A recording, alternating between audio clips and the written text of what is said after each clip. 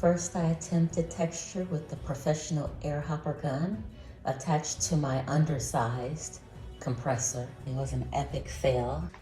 Practiced on some cardboard, but what would happen is after a few seconds, it would just throw stuff out crazy.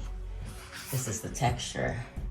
I will wet and scrape off and sand down.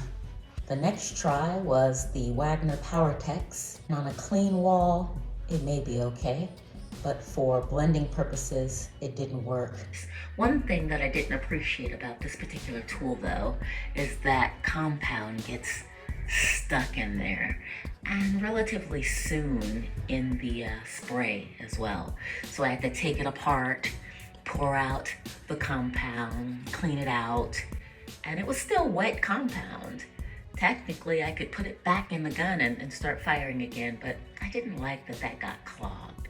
The winner actually ended up being this one, the Spray Homax Wall Texture. These are my practice tries. On the left and the middle is the medium texture. On the right is the heavy texture. I started off with the medium and then went to the heavy.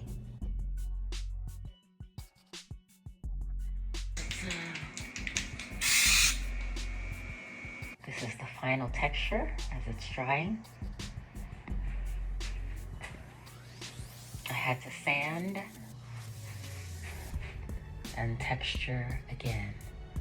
See what it looks like when we're done painting. I'm finally happy with the results.